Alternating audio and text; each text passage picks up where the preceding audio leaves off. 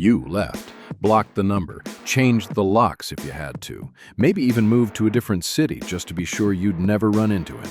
And you still wake up at 3 a.m. with his voice in your head. You ruin everything. Nobody's ever going to love you like that again. You're doing it wrong, same as always. The person's been gone for years. The voice never left. Feels like a manipulator is always someone external. A partner, a boss, a parent, someone whose name you've trained yourself not to say out loud anymore. But what if the most persistent manipulator is the one you can't block because he lives inside your own head? A manipulator doesn't need to be in the room to keep working. You've already learned how to do it to yourself. Neuroscientists, led by Fiona Longe, ran a brain imaging study. Subjects were asked to either recall criticism from another person or criticize themselves directly. The brain responded almost identically in both conditions. The same regions lit up as when facing a genuine external threat, as if someone else were actually attacking you. Sit with that for a second. When you tear yourself down, your brain, quite literally, can't tell the difference between that and being attacked by a stranger. There's one key difference, though. You can run from an external attack, leave the room, hang up the phone, quit the job. From an internal one, there's nowhere to run. The source of the threat and the target are sitting in the same skull, and you can't outrun your own head. Therapist Robert Firestone called this the critical inner voice. Not a metaphor, an actual mechanism that forms in childhood. A child finds it easier to believe, I'm bad, than my parent is being unfair. The first at least offers a sense of control. If the problem is you, you can fix it. If the problem is the parent, nothing can be fixed, and the child still can't leave. The voice sticks around. The original parent eventually gets swapped out for whoever's available, a partner, a boss, your own reflection in the mirror. And it usually doesn't inherit the general gist of the criticism. It inherits the exact words, sometimes the exact tone. People in therapy are often stunned to realize the line they've beaten themselves up with for years isn't even their own thought. It's a verbatim quote someone else said once in a specific room a long time ago. You're not crazy for hearing this voice. You just don't need it anymore. Nobody handed you an off switch. There's another reason this voice is so hard to shake. It's actually trying to protect you. If you insult yourself first, you can't technically be blindsided by someone else's criticism. You've pre-armored yourself against the hit. It works like anesthesia before a surgery you didn't actually need. The pain feels smaller in the moment, but the wound doesn't heal any faster. It just stays open longer. There's a detail that makes this loop especially stubborn. Every time the voice's prediction fails to come true, you got loved anyway, promoted anyway, accepted anyway. The brain doesn't treat that as evidence against the rule. It files it as a lucky exception, one that doesn't disprove anything. Which is why one good experience is almost never enough to shut the voice up on its own. It just waits for the next opening. The inner manipulator isn't trying to destroy you. It's trying to protect you, using the only method it ever learned as a kid. And this isn't limited to people with an obviously rough childhood. Sometimes it only takes one phrase, repeated at exactly the wrong moment enough times. Sounds abstract? Here are 7 situations where it gets very concrete.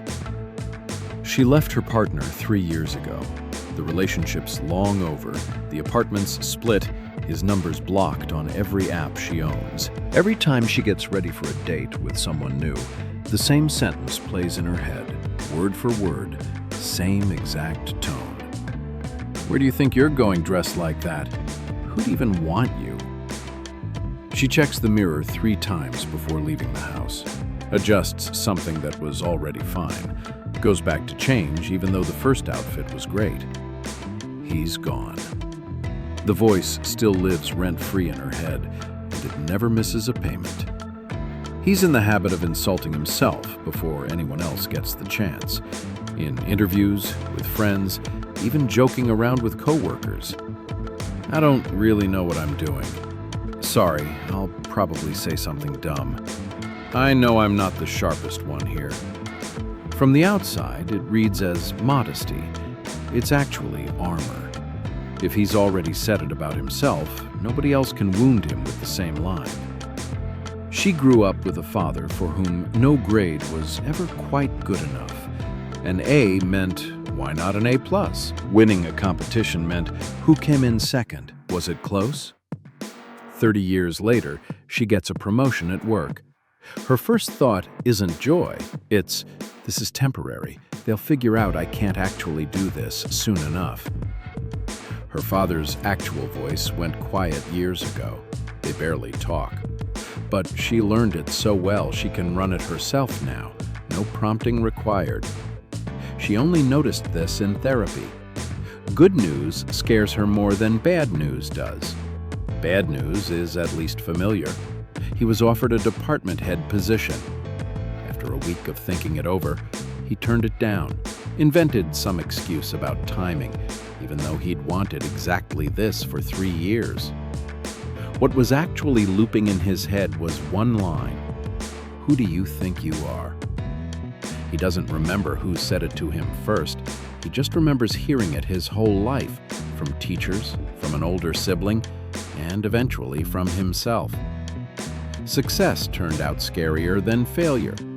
Failure was familiar. Success had no script written for it at all. After every call with friends, she replays the conversation for another 2 hours. What did I say wrong? Did they notice I trailed off mid-sentence? They probably think I'm weird now. Her friends forgot the call an hour later and text her like nothing happened. She's still on trial for a comment nobody else even remembers making. He scrolls before bed and quietly measures his life against everyone else's photos.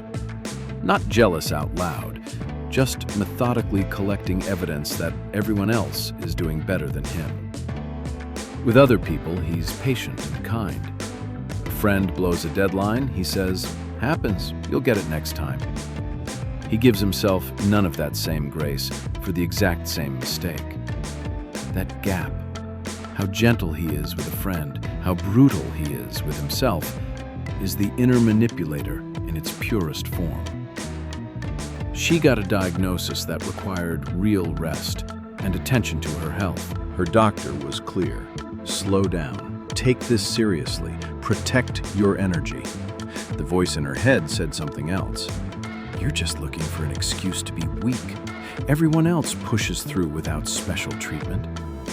She skipped the doctor's advice. Not because of the doctor, because of the voice that was louder. So what actually helps? 1. Notice absolute words showing up in your head. Always, never, nobody. Those aren't facts about reality. They're an old recording on repeat, not a fresh read of the actual situation. 2. Give the voice a name or a shape. Therapists working with internal family systems call this separating apart from the whole. The voice stops being you the moment it has its own name, and suddenly it's a lot easier to argue with. 3. Run a simple test. Would you say this to someone you love? If not, you don't get to say it to yourself either, just because you happen to be the one on trial this time. 4. Don't try to force the voice into silence. It won't cave to an argument, and it won't vanish after one good therapy session. It's easier to acknowledge it exists, then act on your own choice instead of its orders, over and over, until the new habit outweighs the old one. This is slow. There's nothing shameful about that. The voice took years to build. It's unrealistic to expect it gone in a week because of one inspiring video. You can cut contact with the person who hurt you. Block the number, change cities, never see them again. But until you cut contact with their voice living in your head, part of you is still in that relationship, no matter what the calendar says. The most dangerous manipulator isn't always the one nearby. Sometimes it's the voice you let stay, long after everyone else already left. And the good news is, since you're the one who let that voice in, you're also the one who can eventually move it out. Slowly, not in one night, but for real. Subscribe. Next week, we cover exactly how to start rewriting that inner voice, step by step.